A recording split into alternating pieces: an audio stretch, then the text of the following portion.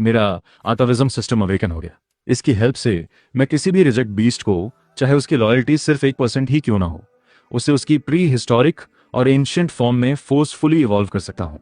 अब देखना यह है कि मैं इस सिस्टम की अल्टीमेट हेल्प से आखिर कितना पावरफुल बनता हूँ। मैंने जल्दी से 5,000 देकर एक टर्टल खरीद लिया जिसकी लॉयल्टी 1% है, लेकिन बाकी दुनिया 100% लॉयल्टी वाले बीस्ट के पीछे पागल थी घर आकर। अब मैंने उस जेडमार्क स्पिरिट टर्टल को जबरन अपने काबू में करने के लिए एक लो रैंक का कॉन्ट्रैक्ट सील बाहर निकाला, लेकिन वो कछुआ भी कम नहीं था। वह पूरी ताकत से मेरे खिलाफ लड़ने लगा। पूरे 30 मिनट तक चले भयंकर मानसिक टकराव के बाद आखिरकार वह कॉन्ट्रैक्ट सील उस कछुए के सिर पर पूरी तरह छप गई। सिस्टम अलर्ट, बधाई हो प्लेयर, बीस्ट कॉन्ट्रैक्ट पूरी तरह सफल रहा। बीस्ट एट अटाविज्म अनलॉक हो चुका है, बीस्ट कोडेक्स अनलॉक हो गया है, एसिमिलेशन और प्राचीन रिंग एरेना भी अनलॉक हो चुके हैं। शुरुआती इनाम एक आताविज्म इलिक्सर अमृत। ये इस 1 स्टार ट्रांसेंडेंट जेडमार्क स्पिरिट टर्टल को सीधे एक 2 स्टार ट्रांसेंडेंट ब्लडशेल सैवेज टर्टल में बदल सकता है। लेकिन मुझे अच्छे से याद था कि स्कूल की किताबों के हिसाब से इस कछुए का सामान्य इवोल्यूशन एक जेड स्पिरिट टर्टल होना चाहिए था। तो फिर ये ब्लडशेल सैवेज टर्टल आखिर भला क्या थी? क्या मेरे सिस्टम में कोई गड़बड़ी आ गई थी? मैंने तुरंत स्कूल से मिली बीस्ट इंसाइक्लोपीडिया निकाली ताकि पहले जेड स्पिरिट टर्टल के नॉर्मल स्टैट्स चेक कर सकूं। Z spirit turtle 2 star transcendent, strength 50, speed 5, स्वभाव से कोमल, मालिक के प्रति वफादार। इसका अगला एवोल्यूशन 3 स्टार पे जाता है। इसके तुरंत बाद मैंने सिस्टम खोलकर उस अटाविज्म एवोल्यूशन वाले ब्लडशेल सैवेज टर्टल के स्टैट्स चेक किए और उन्हें देखते ही मेरे होश उड़ गए। Bloodshell savage turtle 2 star transcendent, strength 180, stamina 150। विशेषताएं, इसके पास बेहद खौफनाक ताकत और जबड़े को कुचल देने वाली बाइट फोर्स है, तेज रफ्तार, अटूट जीवन शक्ति और गजब का एंड्योरेंस। इसके पास खुद को हील करने की अद्भुत क्षमता है। जन्मजात कौशल, ब्लड इग्निशन। जैसे ही इस कछुए का खून धड़कता है, इसकी ताकत, स्पीड और डिफेंस सीधे 3 गुना बढ़ जाते हैं। ये पढ़ते ही मेरा मुंह खुला का खुला रह गया। भाई, क्या इसे सचमुच कोई कछुआ कह सकता है? यहाँ तक कि शेर या बाघ प्रजाति के बीस्ट भी इतने ताकतवर नहीं होते। मैंने बिना एक पल भी गंवाए तुरंत उस अटाविज्म अमृत का इस्तेमाल अपने कछुए पर कर दिया। पिंजरे के भीतर उसका शरीर धीरे धीरे फूलने लगा और वह अपने सामान्य आकार से काफी बड़ा हो गया। उसकी पीठ का कवच गहरे क्रिम्सन रंग में बदलने लगा। जब मैं उस कछुए के प्राचीन रूप में पूरी तरह बदलने का इंतजार कर रहा था, तभी मेरे स्कूल का क्लास ग्रुप चैट मैसेजेस से बुरी तरह फट पड़ा। एक क्लासमेट ने लिखा था, अरे भाई, क्लास 2 के ब्लेक ने एक टॉप ईयर स्पिरिट सर्पेंट पर पूरे 10 लाख फूंक दिए और उसे 2 स्टार जेड स्पिरिट सर्पेंट में इवॉल्व करने के लिए 10 लाख और खर्च किए। सचमुच पागलपन है यार। दूसरे ने रिप्लाई किया, पर वो 20 लाख पूरी तरह वसूल है भाई। एडवांसमेंट एग्जाम में उसका टॉप 10 में आना बिल्कुल पक्का है। ग्रैंड बीस्ट एकेडमी का टिकट समझो उसके हाथ में ही है। तभी एक और मैसेज आया और डेमियन तो उससे भी बड़ा सनकी निकला। उसका बीस्ट सीधे एक 2 star transcendent crimson flame fox में इवॉल्व हो गया है। उसकी ताकत पूरे 110 है भाई। वो चाहे तो एक चलते हुए ट्रक को चकनाचूर कर दे। आखिर ये कैसे मॉन्स्टर्स हैं यार? क्या हम जैसे 1 स्टार वाले बच्चों का इस एग्जाम में कोई चांस भी है? उन सब की बातें पढ़कर मेरे चेहरे पर सिर्फ एक शांत मुस्कान तैर गई। ब्लैक का जेड स्पिरिट सर्पेंट, ताकत सिर्फ 90। डेमियन का क्रिम्सन फ्लेम फॉक्स, ताकत सिर्फ 110। इनमें से कोई भी मेरे इस ब्लडशेल सैवेज टर्टल के आसपास भी नहीं फटक सकता था। इस अटाविज्म सिस्टम के दम पर मेरे सारे बीस्ट सीधे प्राचीन काल के सबसे खूंखार शिकारियों बदलने वाले थे। इन लोगों के ये पालतू और लाडले छोटे जानवर मेरे बीस्ट के सामने पानी भी नहीं मांग सकते थे। ग्रैंड बीस्ट एकेडमी में मेरी सीट तो अब 100% पक्की थी। तभी चैट में एक और ऐसा मैसेज आया जिसने मेरा माथा ठनका दिया। सुनो सब लोग, मेरे अंकल इन्फोर्समेंट ब्यूरो में काम करते हैं। उन्होंने अभी अभी अवैध रूप से रिजेक्टेड स्पिरिट बीस्ट को बेचने वाले तस्करों के गिरोह का पर्दाफाश किया है। पुलिस के हाथ खरीदारों की एक सीक्रेट लिस्ट लगी है। अंदाजा लगाओ उस लिस्ट में हमारी क्लास से कौन है? काय, तारीख, जीव, जेडमार्क स्पिरिट टर्टल, बगावत की दर, 1% लॉयल्टी। ये फोटो आते ही पूरा ग्रुप चैट एकदम सन्नाटे में डूब गया। मेरा अपना सिर चकरा गया। आखिर वो खरीदारों की सीक्रेट लिस्ट लीक कैसे हुई? और ये पल क्लासमेट्स ने चैट पर मैसेजेस की बाढ़ ला दी और मुझे टैग करना शुरू कर दिया। अरे क्या काई अभी तक जिंदा है? देखा, काई के पास इतने पैसे तो थे नहीं कि बीस्ट मास्टर बनने का सपना देख सके, इसलिए उसने अपनी जान का ही जुआ खेल दिया। क्या ये बंदा ऑल एलिमेंट बीस्ट मास्टर नहीं था? सचमुच टैलेंट की क्या बर्बादी हुई है। स्क्रीन पर तैरते इन मजाक उड़ाने वाले मैसेजेस को देखकर मैंने बस एक ठंडी हुंकार भरी। हंस लो जितना हंसना है, हंस लो। जब एडवांसमेंट एग्जाम होगा तब तुम सबको पता चलेगा कि असली लूजर कौन है। अभी चैट में किसी ऐसे इंसान का मैसेज आया जिसने मेरे घावों पर नमक छिड़कने का काम किया। अच्छा हुआ जो मैंने समय रहते उसे लात मार दी, नहीं तो उस लूजर के चक्कर में मेरी अपनी जिंदगी बर्बाद हो जाती। ये बात कहने वाली कोई और नहीं बल्कि मेरी एक्स गर्लफ्रेंड मीरा थी। उसने रिवर्टन के एक अमीरजादे उसी डेमियन के लिए मुझे धोखा दिया था और रिश्ता तोड़ने से पहले उसने मुझे सरेआम बेइज्जत किया था। मीरा ने चैट पर झूठ का रायता फैलाते हुए आगे लिखा, वो घटिया लड़का मेरा फायदा उठाने की फिराक में था। वो मेरे साथ एक होटल का कमरा बुक करना चाहता था, पर मैंने सीधे मना करके उसका मुंह बंद कर दिया। ये पढ़ते ही पूरा चैट ग्रुप ठहाकों और मजाक के मैसेजेस से भर गया। ये देखकर मेरा खून खौल उठा। वो लड़की सिर्फ डेमियन को इम्प्रेस करने के लिए चैट पर सरेआम सफेद झूठ बोल रही थी। पुराने दिन याद करूं तो मीरा की पढ़ाई इतनी घटिया थी कि वो स्कूल से लगभग निकाले जाने की कगार पर थी। अगर मैं एक टॉपर स्टूडेंट के तौर पर उसे दिन रात पागलों की तरह ट्यूशन ना पढ़ाता तो वह शायद ग्रेजुएशन की शक्ल तक नहीं देख पाती। मैंने कभी सपने में भी उसके साथ कमरा बुक करने की बात नहीं की थी, बल्कि सच तो यह था कि वो खुद कई बार मेरे सामने ऐसे ऑफर्स रखती थी और मैं हर बार शालीनता से मना कर देता था। लेकिन अब उसने मुझे लात मार दी थी और डेमियन की गोद में जा बैठी थी, जिसने उस पर पानी की तरह 10 लाख रुपए बहाकर उसे एक 2 star transcendent light feather hatchling खरीद कर दिया था। मीरा रातों रात रैंक 2 की बीस्ट मास्टर बन चुकी थी। क्लास का हर एक बंदा इस कहानी का असली सच जानता था, लेकिन किसी में मुझे सपोर्ट करने की हिम्मत नहीं थी। इन सब बातों को याद करके मेरे भीतर का गुस्सा 7वें आसमान पर पहुंच गया। मैंने अपने फोन का कीबोर्ड निकाला और सीधे टाइप किया, मीरा, तुम्हें जितना झूठ फैलाना है फैला लो, लेकिन दुआ करना कि तुम मुझे एडवांसमेंट एग्जाम में न मिलो।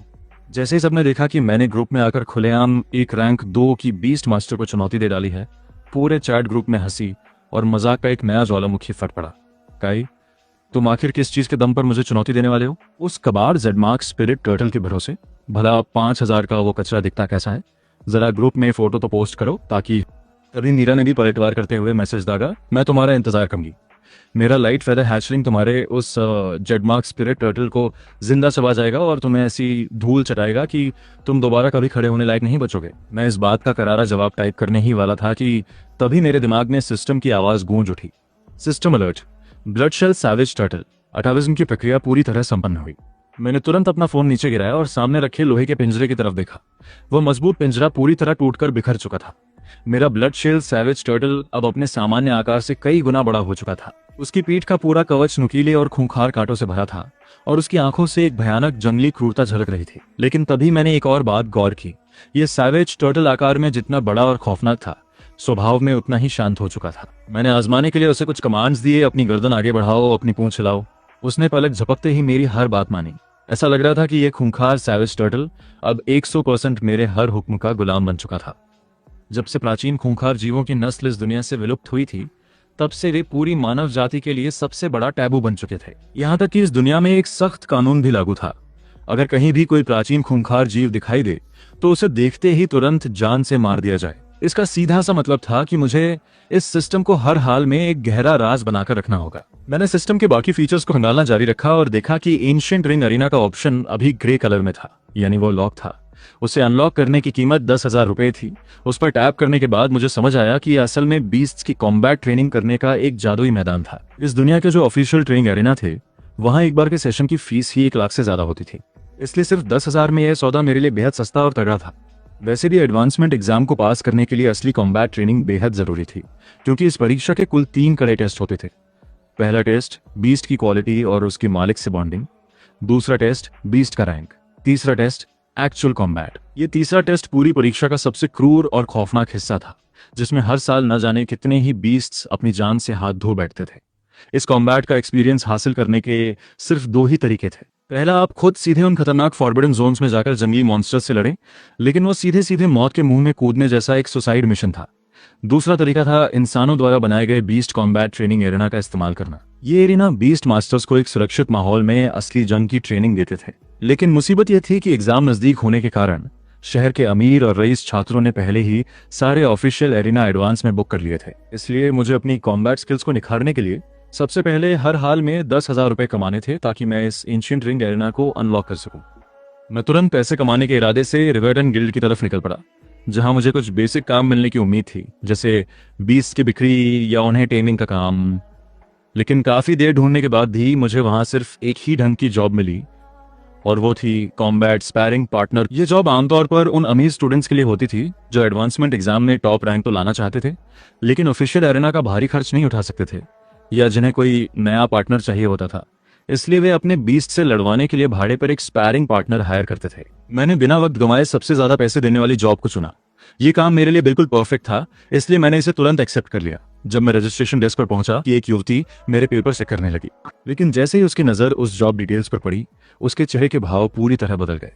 उसने मुझसे पूछा, क्या तुम सचमुच इस काम को करने के लिए तैयार हो? जो क्लाइंट है उसके पास जो बीस्ट है वो बिल्कुल तुम्हारे बीस्ट के ही रैंक का है, और तुम्हारे पास उससे जीतने का कोई खास एडवांटेज भी नहीं है। इस लड़ाई में तुम्हारे बीस्ट की सुरक्षा की कोई गारंटी नहीं होगी। मैंने मजबूती से सिर हिलाया और कहा, मैंने अपना मन बना लिया है। वो रिसेप्शनिस्ट थोड़ी हिचकिचाई, पर उसे याद आया कि यह जॉब काफी समय से पेंडिंग पड़ी थी और इसके लिए कोई सही कैंडिडेट नहीं मिल रहा था। क्लाइंट का सब्र भी अब जवाब दे रहा था, और उसका स्टेटस इस शहर में इतना बड़ा था कि गिल्ड वाले उसे नाराज करने का जोखिम नहीं उठा सकते थे। इसलिए उसने भारी मन से मेरे पेपर्स पर अप्रूवल की मुहर लगा दी। मैं गिल्ड से बाहर निकलकर सीधे उस काम की लोकेशन की तरफ बढ़ने लगा। वह युवती मुझे पीछे से जाते हुए देख रही थी, और उसने एक गहरी सांस छोड़ते हुए बुदबुदाया, यह इस काम को हाथ में लेने वाला 13वां इंसान है। भगवान करे ये सही सलामत वापस लौट आए। जब मैं दी गई लोकेशन पर पहुंचा तो सामने खड़े उस आलीशान और विशाल महल जैसे एस्टेट को देखकर मेरे कदम वहीं ठिठक गए। ये क्लाइंट वाकई में बेहिसाब अमीर था। मैंने अपनी असली पहचान छिपाने के लिए तुरंत एक ब्लैक रोब अपने ऊपर डाल लिया, क्योंकि मुमकिन था कि वह क्लाइंट मेरी ही फर्स्ट बीस्ट एकेडमी का कोई स्टूडेंट हो। गेट पर खड़े गार्ड ने मुझे अंदर का रास्ता दिखाया, और जैसे ही मैंने अंदर कदम रखा, खून की एक तीखी और भारी महक सीधे मेरे नथुनों से आकर टकराई। वह सिर्फ इंसानी खून नहीं था, बल्कि वो स्पिरिट बीस्ट्स का गाढ़ा खून था, और वो भी किसी एक या दो बीस्ट्स का नहीं, बल्कि कई बीस्ट्स का।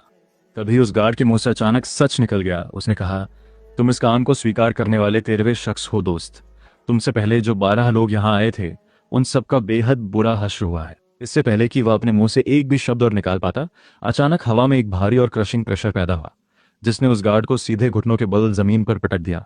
सामने से बख्तरबंद कपड़ों में लैस एक फीमेल वॉरियर आगे बढ़ी और कड़क आवाज में बोली, मेरी लेडी के मामलों में टांग अड़ाना तुम्हारा काम नहीं है गार्ड। उस महिला के शरीर पर मौजूद आर्मर की कीमत ही अपने आप में एक खजाना थी। उसके पूरे शरीर से एक बेजोड़ और खौफनाक ताकत की लहरें निकल रही थी। वह कम से कम रैंक 4 वॉरियर थी। वह मुझे आगे ले जाते हुए सीधे एक विशाल पत्थरों से बने एरिना की तरफ ले गई। यहाँ पहुंचने पर खून की वो बदबू और ज्यादा असहनीय हो चुकी थी। मेरा दिल अंदर ही अंदर तेजी से धड़कने लगा। उस एरिना के दूसरे छोर पर हाथ में एक शॉर्ट स्वॉर्ड था में एक लड़की खड़ी थी, जिसने हमारी आहट सुनकर इस तरफ देखा। उसे देखते ही मैंने उसे पल भर में पहचान लिया। वह कोई और नहीं बल्कि हमारे पूरे स्कूल की सबसे टॉप रैंक वाली खूबसूरत लड़की सेरिना थी। वह भी मेरी ही तरह एक all element beast master genius थी। उसके पिता इस पूरे प्रांत के गवर्नर थे, जिसके अधीन 22 बड़े शहर और करोड़ों की आबादी आती थी। कोई नहीं जानता था कि सेरिना जैसी इतनी बड़ी हस्ती इस रिवर्टन जैसे छोटे से शहर में आखिर क्यों आई थी, लेकिन एक बात साफ थी, उस जैसी लड़की का बीस्ट कभी भी साधारण नहीं हो सकता था। ये सोचते ही मैं अपनी जान बचाने के लिए पीछे मुड़कर भागने ही वाला था कि तभी उस बॉडीगार्ड महिला ने मेरा रास्ता रोक लिया और ठंडे लहजे में बोली, तुमने गिल्ड से यह जॉब ली है, अब तुम्हें लड़ना ही होगा।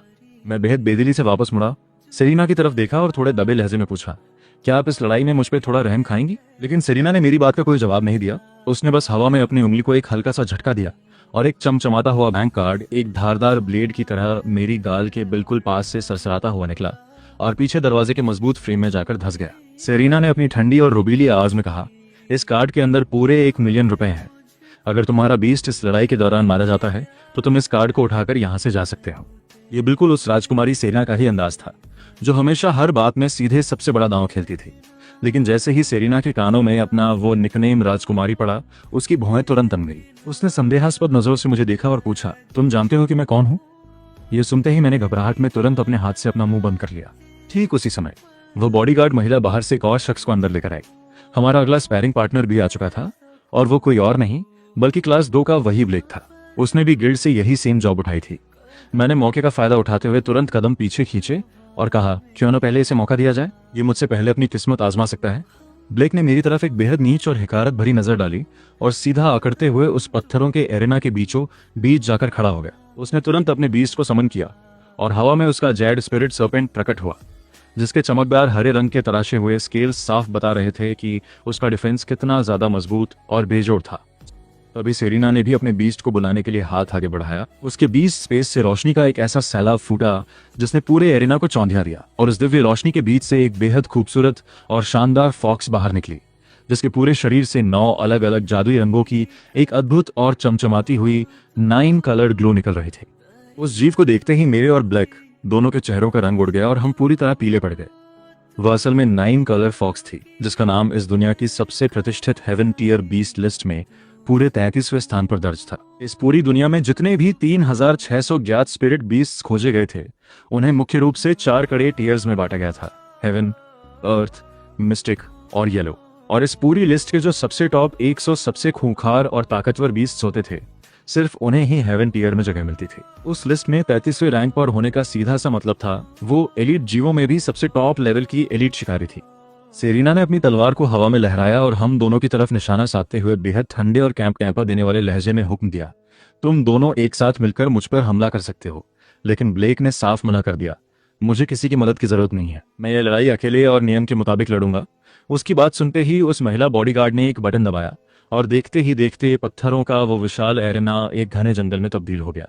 ये देखकर ब्लेक का चेहरा खुशी से खिल उठा। आखिर ये घना जंगल उसके जेड स्पिरिट सरपेंट का होम टर्फ जो था।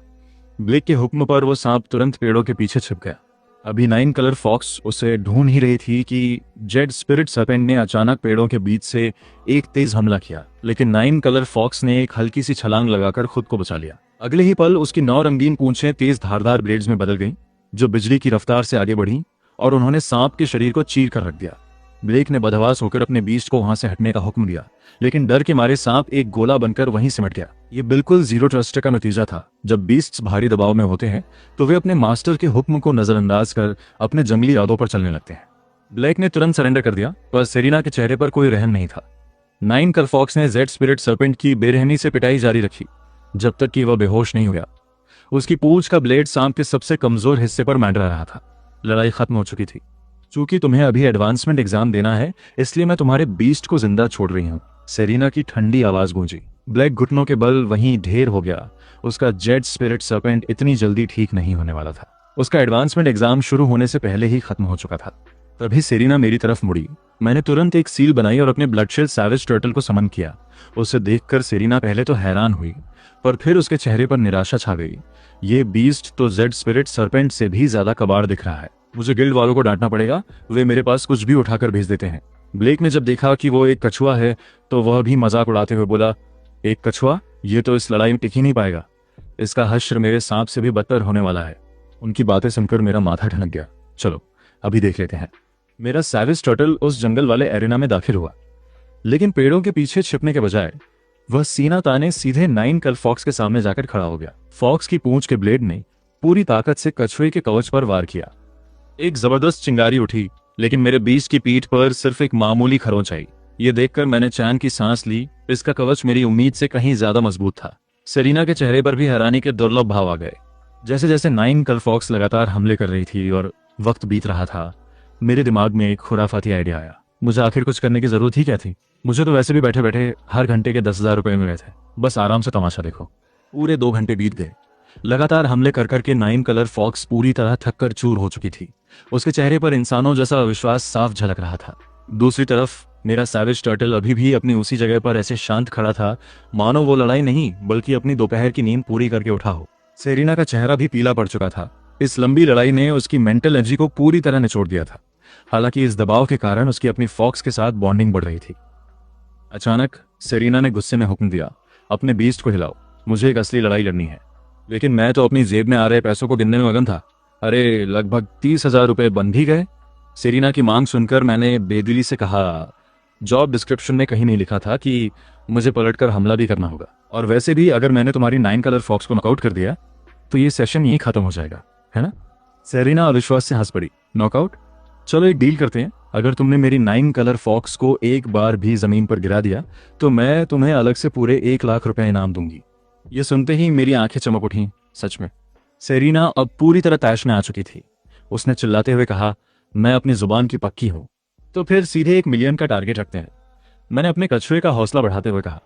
यह सुनकर सेरिना का दम ही घुट गया। चलो देखते हैं कि तुम्हारा कवच ज्यादा मजबूत है या तुम्हारी ये बकवास करने वाली जुबान। कछुआ प्रजाति के जीव सिर्फ डिफेंस करना जानते हैं।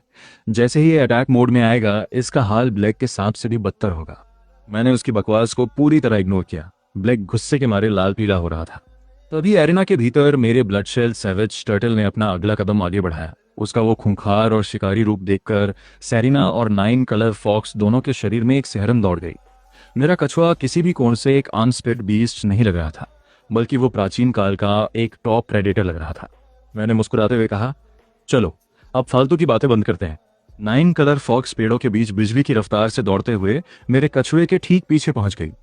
लेकिन तभी मेरे कछुए ने पलक झपकते ही हवा का रुख बदला और अपनी जगह पर घूमते हुए अपने नुकीले पंजों से एक जानलेवा वार सीधे फॉक्स पर दाग दिया। दोनों के टकराते ही एरेना में भयंकर चिंगारियां उठी। इसके तुरंत बाद मेरा ब्लडशेल सैवेज टर्टल एक फुल स्प्रिंट में दौड़ पड़ा। अपनी उस अकल्पनीय ताकत के दम पर उसने पलक झपकते ही 9 कलर फॉक्स को धर दबोचा।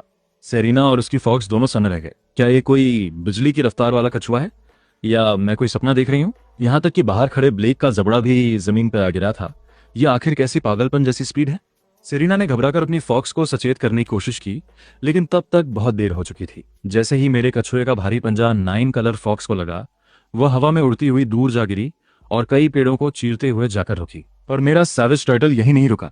उसने अपने विशाल खूंखार जबड़े खोले और एक भयानक सैवेज बाइट के लिए आगे लपका। फॉक्स ने मरते मरते खुद को बचाया, लेकिन उसके ठीक पीछे मौजूद 1 मीटर से भी ज्यादा मोटा पेड़ का तना मेरे कछुए के एक ही वार से माचिस की तीली की तरह बिखर गया। ब्लेक अपनी फटी आंखों से यह सब देख रहा था। क्या यह सचमुच एक कछुआ है? भाई, मुझे तो ये कवच के अंदर छिपा कोई खूंखार जंगली बाघ लग रहा है। उसकी वो बेहिसाब हिंसा पूरी तरह अजय थी। मेरा सैवेज टर्टल लगातार फॉक्स का पीछा करते हुए उसके बिल्कुल करीब पहुंच गया था। अब कोई रास्ता न देख सेरिना ने चिल्लाकर अपनी फॉक्स को उसकी जन्मजात स्किल एक्टिवेट करने का हुक्म दिया, एन्चांटेड ब्लेड। अगले ही पल फॉक्स की पूंछ के ब्लेड्स के चारों तरफ एक खौफनाक लाल रोशनी धधक उठी। ये असल में फायर एलिमेंटल एन्चेंटमेंट था। मुझे तुरंत समझ आ गया कि 9 कलर फॉक्स आखिर हेवन टियर की लिस्ट में क्यों आती थी, क्योंकि वह जादू का इस्तेमाल कर सकती थी। हवा, आग, बिजली जैसी पूरे 9 तरह की जादुई ताकतें।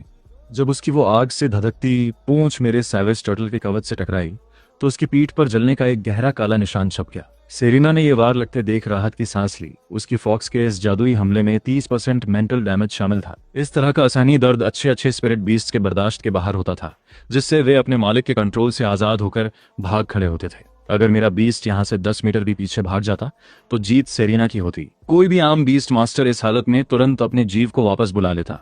मुझे भी पता था कि इस हालत में अपने बीस्ट को आगे धकेलना एक गलत फैसला हो सकता था, लेकिन मैंने अपने दांत भींचे और पूरी ताकत से चिल्लाया, पीछे मत हटना। इस आग की दीवार को चीरते हुए आगे बढ़ो और उसे तहस नहस कर दो।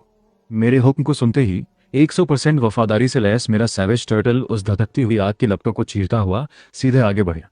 उसने उस असहनीय जलन और गर्मी को पूरी तरह नजरअंदाज किया और सीधे जाकर अपने खूंखार जबड़े 9 कलर फॉक्स के ऊपर जकड़ दिए। इसके तुरंत बाद उसने अपनी सैवेज बाइट को ट्रिगर किया, फॉक्स को पत्थरों के फर्श पर पटका और उसे बार बार जमीन पर बेरहमी से पटकना शुरू कर दिया। सेरिना पूरी तरह गहरे सदमे में जा चुकी थी। 2 स्टार ट्रांसेंडेंट के रूप में इवॉल्व होने के बाद से आज तक उसके सर्वशक्तिमान 9 कलर फॉक्स को उसी के रैंक के किसी भी दूसरे बीस्ट ने इस तरह कुत्ते की तरह कभी नहीं पीटा था। उस महिला बॉडीगार्ड ने तुरंत चिल्लाते हुए लड़ाई को रुकवाया। बस, बहुत हुआ, रुक जाओ।